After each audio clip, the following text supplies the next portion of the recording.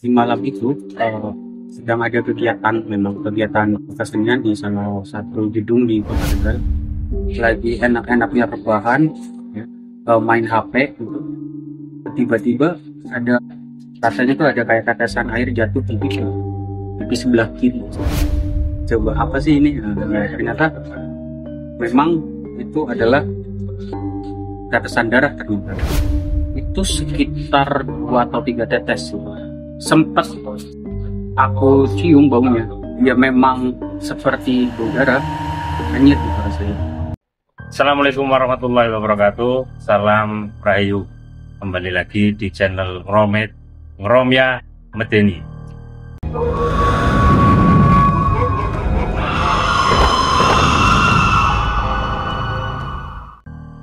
Kali ini kita masih di Desa Pesarean, Kecamatan Pagebaran, Kabupaten Tegal, dan ada salah satu narasumber kita lagi, warga sekitar yang pernah mengalami cerita-cerita misteri, cerita-cerita medeni yang mungkin nanti kita akan saksikan ceritanya seperti apa.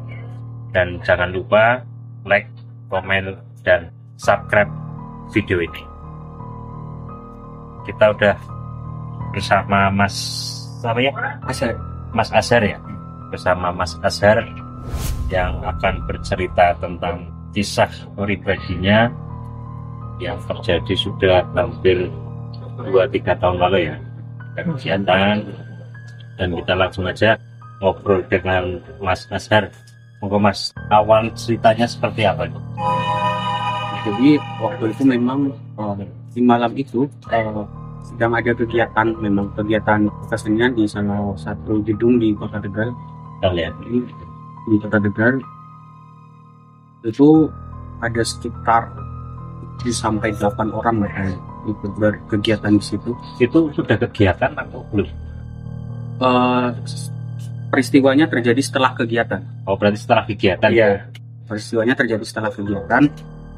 Jadi memang setelah kegiatan itu selesai, semua orang-orang di situ, kru dan lain sebagainya, memang istirahat. Memang kita sudah capek dari pagi. Itu berarti pagelaran. Sebenarnya bukan pagelaran sih, waktu itu kegiatannya adalah syuting untuk kebutuhan lomba monolog. Monolog ya. Ngambil video buat kebutuhan lomba monolog. Itu dari pagi kita prepare semua tim, kru dan lain-lain.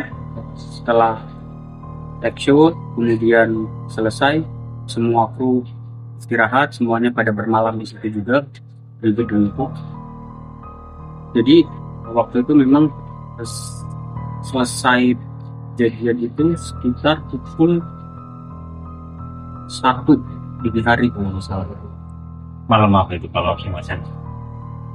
Harinya saya lupa, kalau hari lupa. Hanya ingat runutan jamnya aja sih. Tahunnya? Kalau tahun sekitar 2020 atau 2021 ya. Selesai kegiatan pukul 1 dini hari tadi, semua tim istirahat kan. Dari situ semuanya langsung pada istirahat kecuali saya memang ada masalah di tidur. Memang ada masalah di tidur, susah tidur kalau malam. Jadi memang ya ini aja, rebahan, main HP gitu. Cuma ada satu momen yang bikin saya heran ya. Satu momen yang bikin saya heran ketika lagi enak-enaknya rebahan, ya, main HP gitu. Tiba-tiba ada merasa kayak air jatuh. Rasanya tuh ada kayak tetesan air jatuh di pipi sebelah kiri. Berarti ini itu pas main HP terlentang atau terlentang ya? Terlentang. Merasa ada tetesan air jatuh dari atas itu di sebelah pipi kiri. Nah itu langsung kaget kan, karena posisinya emang lagi enak-enaknya capek, kayak ada satu distraksi keganggu dengan tetesan air itu. Akhirnya coba apa sih ini gitu, apa sih ini. Ya, akhirnya coba apa ya, ini tuh dulit lah dulit, coba apa sih ini. Nah, ternyata memang itu adalah tetesan darah ternyata. Iya, tetesan darah yang aku pun nggak tahu ini dari mana asalnya gitu, karena memang kalau dipikir secara logika yang terbatas ini, mungkin misalkan ada hewan terbang gitu, misalkan nyamuk katakanlah, kemudian di udara dia Jatuhkan darah ini. menjatuhkan darah, meneteskan darah karena mungkin tampungan darahnya Berlebihan. penuh. Kayaknya enggak juga deh kayaknya. Itu berarti Susah gitu. darah yang di pipi itu banyak. Itu sekitar 2 atau 3 tetes gitu. Kerasa pas jatuhnya sekitar 2 atau 3 tetes. Setelah ini kita coba saya usap. Nah, setelah saya usap, memang sempat aku cium baunya karena memang penasaran. Ya memang seperti bau darah, anjir gitu rasanya anjir. Tapi darah itu darah manusia atau darah hewan? Nah, itu Bisa membedakan ya? itu yang saya tidak bisa membedakan antara darah manusia kayak apa, darah hewan kayak apa. Cuma kalau dari usapan itu kemudian dicium, ya taunya ini darah karena memang dari warna, bau, dan dia cepat mengering juga karena mungkin sedikit kan, cepat mengering juga. Taunya itu darah. Nah, setelah lantai, setelah lihat di atas, nggak ada apa-apa. Tidak ada sama, tidak apa-apa sama. Nggak ada hewan, nggak ada. Bahkan orang mungkin Nggak ada. nggak ada ya. Itu mungkin yang jadi misteri sampai sekarang ya, karena memang ya udah, mau dipikir bagaimanapun juga mentok tidak ketemu jawabannya itu darah apa, dari mana asalnya, ya mentok aja gitu. Tapi nggak sebelum darah itu netes atau pas darah itu netes atau setelahnya mendengar suara apa? Tidak ada sama. Dan teman-teman yang tidur pun di situ sebanyak tidurnya nggak ada. Nyenyak sekali karena mungkin capek kali ya, dari pagi berkegiatan. Kayak saya sendiri pun sebenarnya banget waktu itu benar-benar takut banget, mau bangunin pun, tapi gak enak juga posisinya, mungkin karena mereka capek dan lain-lain. Kalau aku ceritakan pun belum tentu mereka percaya juga kan, akhirnya ya udahlah, ya ketakutan itu biarlah jadi ketakutanku sendiri gitu. Nah, itu berarti di sebuah gedung tua atau mungkin gedung apa itu? Itu ada di gedung, aku nggak tahu dia dari kapan berdiri dan lain sebagainya. Yang jelas itu ada di area komplek PPIB. Oh, PPIB. Sekarang masih ada belum? Masih Ada. Nah, di PPIB kan itu kan juga terkenal angker. iya, Karena angker di situ ya. kalau memang dari cerita-cerita juga begitu katanya. Apakah itu ada kaitannya dengan makhluk-makhluk yang di situ? Nah, itu juga aku yang kurang tahu memang, maksudnya kenapa itu jadi angker, karena memang aku kan memang asli sini kan. Ada di sini, hanya saja berkegiatan di sana. Cuma kurang tahu informasi mengenai tempat itu tuh sebenarnya dulunya tempat apa, atau kenapa dia bisa jadi angker, atau ada apa aja sih di situ gitu. Itu kurang tahu. Cuma memang banyak orang yang mengatakan memang itu kawasan angker katanya di PPIB itu. Nah, itu tapi nggak pernah nyari tahu bahwa itu darah apa gitu. Pernah cerita ke orang Kalau yang cerita- pinter atau Kalau cerita ke Nggak ada orang sih apa-apa. paling ke teman-teman aja sih setelah kejadian itu pun berapa minggu setelah peristiwa itu.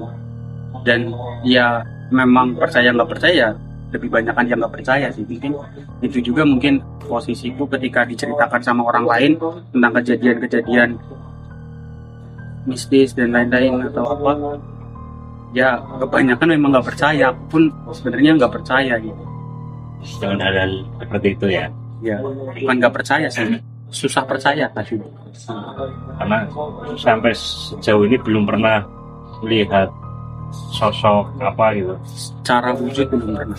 Sudah kalau Dengar pun belum pernah. mulai Dengar pun belum pernah. Hanya satu kejadian itu aja yang bikin aku terheran-heran lah. Terheran-heran. belum terpecahkan sampai saat Dan belum terpecahkan sampai sekarang. dan kalau BPIP kan terkenal dengan anggaran. Pernah nggak teman cerita keanggaran gedung BPIP itu di BPIP itu? Selama ini sih belum ada, cuma oh ya, jadi keingat ada satu peristiwa lagi di gedung yang sama. Di gedung yang sama waktu itu ada satu kegiatan kesenian juga, dan waktu itu lebih ramai. Ada teman-teman seni dari luar kota juga, dan luar kota pada bermalam di situ juga karena memang ada kegiatan waktu itu. Itu ada salah satu orang yang ketika mau tidur itu dia kayak ngerasa ada wujud ular yang sangat besar itu katanya. Aku nggak tahu ya. Kata pengakuannya orang itu seperti itu ya. Wujud ular sangat besar, tapi dia letaknya di samping PPIP itu kan ada sungai yang samping Hotel Plaza. Oh ya. Nah, di sungai itu katanya ada ular sebesar itu katanya. Dia besar banget katanya. Aku juga nggak tahu itu dia dapat gambaran itu dari mana. Apakah itu dia dapat visualisasinya di mana juga nggak tahu. Tapi dia temennya itu lihat langsung gitu di sungai itu. Enggak, dia posisinya sedang ada di dalam gedung. Kemudian saat mau tidur dia terbangun, kemudian tanya sama teman-teman yang lain, di samping itu ada sungai ya? Dia tanya seperti itu. Di samping itu ada sungai ya? Dia ada, kenapa sih? Nggak apa-apa, dia bilang nggak apa-apa, terus tidur lagi. Terus dia cerita keesokan harinya, katanya dia lihat ular sebegitu besarnya. Padahal yang bilang itu dia bukan orang asli Tegal, dia orang dari luar kota Tegal, yang notabene baru datang ke tempat itu, benar-benar pertama datang ke tempat itu. Tapi sempat cerita sosok ularnya seperti apa? Dia hanya menyebutkan ular besar banget. Itu aja sih, informasinya sebatas itu aja. Tapi memang ular. Itunya orang tahu. Kalau menurut dipikir-pikir, kalau ular tuh besarnya sebesar apa sih bisanya dia gitu kan. Dia sebesar apa sih, karena aku juga nggak tahu besar menurut dia tuh sebesar apa, dan ular tuh paling besar sebesar apa gitu kan.